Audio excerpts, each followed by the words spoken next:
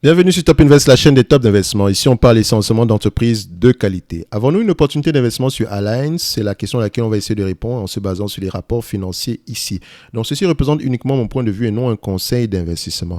Donc, quand on arrive sur ce genre de compagnie, qu'est-ce qu'on fait? On veut savoir que fait la compagnie ici. Ici, Alliance, c'est avant tout un assureur. Donc, on a ici les assurances, assurance vie, asset management. Donc, c'est-à-dire que c'est à peu près gestion de patrimoine ici. Donc, gestion asset management, exactement. De gestion d'actifs. Donc, également, on a Property and Casualty Insurance, donc assurance de dommages, vraiment, ce genre de choses-là, donc habitation, etc. Donc, c'est une compagnie d'assurance, c'est une compagnie financière multidiversifiée, surtout spécialisée dans les assurances et dans la gestion d'actifs. OK? Donc, ce qui complexifie déjà cette compagnie. Donc, quand on arrive ici, une fois que j'ai la définition de la compagnie, alors, je vais regarder directement ici pour voir. Quand je vais lire les rapports financiers, le compartiment assurance représente combien? D'accord? Est-ce qu'on est plus assureur que gestionnaire d'actifs? D'accord? Ou bien est-ce qu'on est plus gestionnaire d'actifs que assureur? Il faut le savoir. Pourquoi? Parce que les deux ne s'analysent pas de la même façon. C'est pour ça que faire une analyse de cette compagnie-ci, il faut faire une somme des parties. Parce que si on est 50-50, quand on va analyser la compagnie ici, on va plutôt l'analyser comme une compagnie d'assurance au lieu de l'analyser également comme un gestionnaire d'actifs. Parce qu'un gestionnaire d'actifs ne s'analyse pas de la même façon. Vous allez regarder la taille des actifs ici et vous n'allez pas prêter énormément attention au book value. D'accord? Mais si on a par exemple une compagnie comme une compagnie d'assurance, le book value est important. C'est-à-dire que c'est même le book value qu'on regarde au-delà d'autre chose.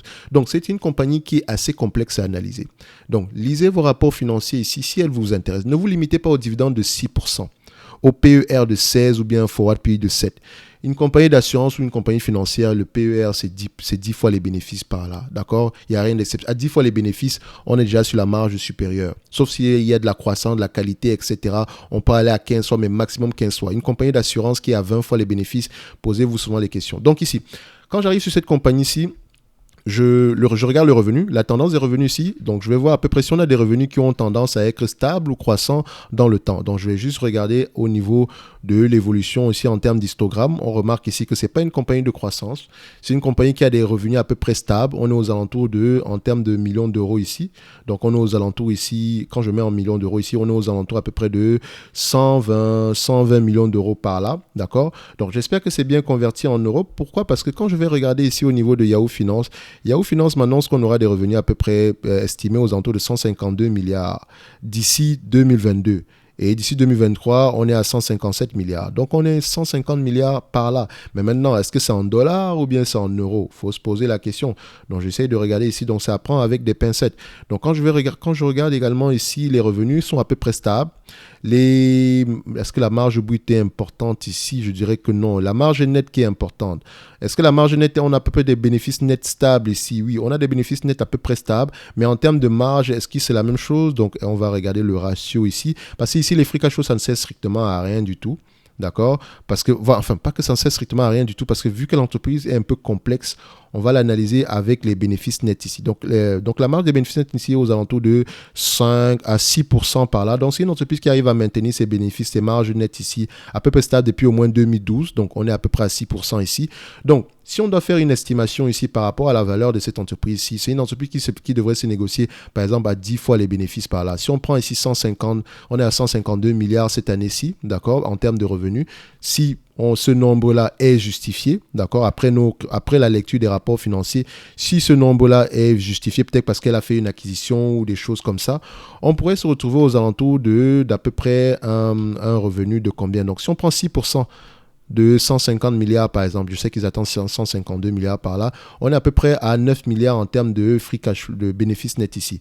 Est-ce que les bénéfices nets de 9 milliards sont à peu près raisonnables? C'est la question qu'il faut se poser. Moi ici, je dirais, on ira voir à peu près avec Zone Bourse, parce que j'ai l'impression que les résultats actuels ne sont pas à peu près, ne sont pas justifiés. Donc, je vais aller regarder sur Zone Bourse. D'accord? On va aller regarder sur Zone Bourse. Alors, c'est ça le problème, hein. Quand on regarde les rapports financiers, il faut aller regarder sur plusieurs plateformes afin d'avoir une idée générale. Toutes les plateformes n'ont pas la même information. Donc, il faut toujours aller regarder par là. La plateforme ici peut avoir une information totalement différente. Donc, je laissons même zone bourse à la fin de la journée. Donc, quand je vais prendre la compagnie ici, OK? Je veux absolument investir dans une compagnie qui me garantit au moins un certain revenu. Donc, quand je vais regarder ici au niveau, par exemple, de l'acquisition, est-ce que c'est une compagnie qui a fait des acquisitions dernièrement? Donc, on va voir ça parce que si on a fait une acquisition, ça pourrait changer le revenu de l'entreprise ici. Donc, donnez-moi juste un instant. Je vais juste aller regarder ça ici. Donc, on fait acquisition ici. Je vais laisser Zone Bourse de l'autre côté. Donc, on va mettre acquisition ici. Voilà, donc c'est une compagnie qui a fait des acquisitions, donc sans doute on pourra avoir des revenus estimés à peu près à 152 milliards par là, peut-être qu'on s'attend à avoir des revenus assez élevés par là. Donc si je prends la raison pour laquelle je prends assez de précautions par rapport à ça, c'est parce que je n'ai pas envie de prendre un revenu qui est élevé ici, un revenu qui est élevé alors qu'il n'est pas justifié ici. Donc je pense que le 152 milliards ici, là, c'est à peu près justifié. Si on prend 10 fois les bénéfices, 6% de ce montant-là, ça revient à peu près à 9 milliards. 6%, pourquoi? C'est à cause des bénéfices net ici. Donc, si on prend ici l'entreprise à 10 fois les bénéfices, parce que c'est une entreprise qui peut littéralement s'échanger à maximum 10 fois les bénéfices ici, on est aux alentours de 90 milliards ici. 90 milliards maintenant, moins la dette nette, d'accord? Quand on regarde ici, c'est une entreprise qui n'a presque pas de dette nette, d'accord? On est à peu près ici Alliance. Alors, ici, on a à peu près une dette nette aux alentours de 14 milliards par là, tout en espérant que ce soit le véritable chiffre. Donc, si on fait ici 90 milliards moins 14, d'accord? Donc, on fait ici 90 milliards moins 14. Ça nous revient à peu près à 76 milliards par là. Donc, l'entreprise serait correctement évaluée au prix actuel. Je sais que vous voyez 72 milliards et tout à peu près. Mais voilà, moi, j'ai l'habitude d'arrondir. Je ne cherche pas un chiffre rond, en fait. Donc, c'est 5% de différence, ça ne dérange pas. Donc, au prix actuel, on serait correctement évalué. Ça, c'est en passant par la méthode des multiples. Mais maintenant, si on regarde par rapport au book value, parce que je vous ai dit, le book value, vous pouvez à peu près apprécier rapidement la valeur de l'entreprise. Ici, on a un book value aux alentours de, attention, juste une parenthèse, le book value, faites attention.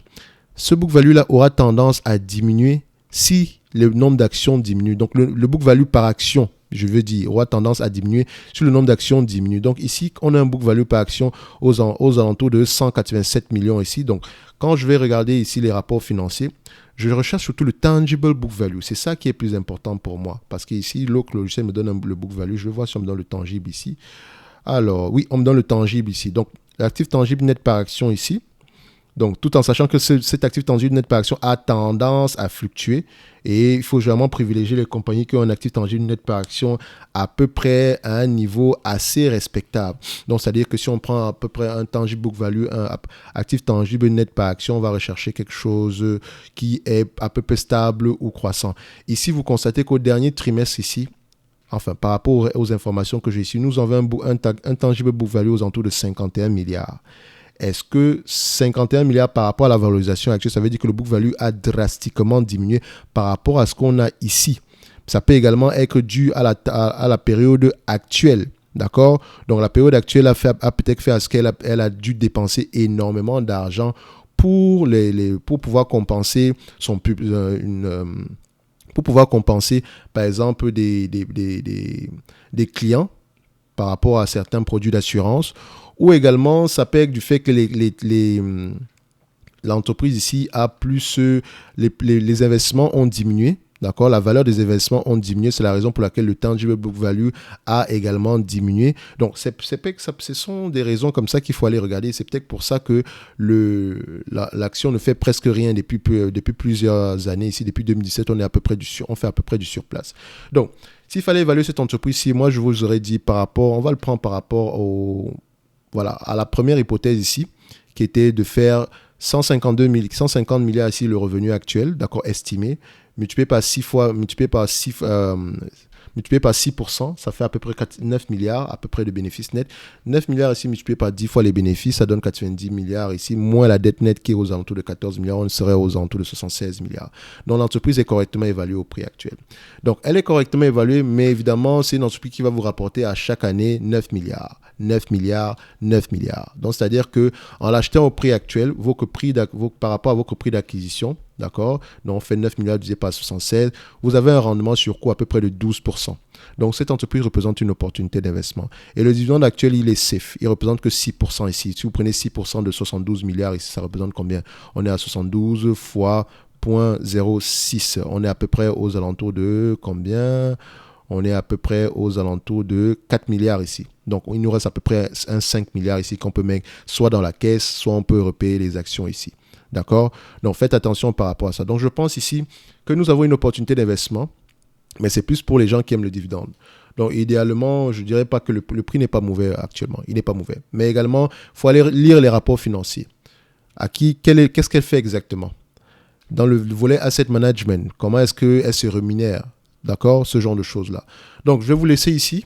On se donne rendez-vous sur la prochaine vidéo. Alliance pourrait peut-être représenter une opportunité d'investissement. Nous, par exemple, par rapport à ce qu'on a fait ici, on va se dire que le prix actuel est tout simplement correct, d'accord? Donc, si on devait valoriser l'entreprise à sa juste valeur, si on estime que sa juste valeur ici est aux alentours de 76 milliards au total ici, donc on va se dire que par rapport au prix actuel, on pourrait être aux alentours de 186 $ l'action. Donc, 186 $ l'action serait la valeur de cette entreprise ici par rapport aux éléments que je vous ai présentés ici. Donc, lisez vos rapports financiers et on se donne rendez-vous sur la prochaine vidéo. D'ici là, portez-vous bien. Merci.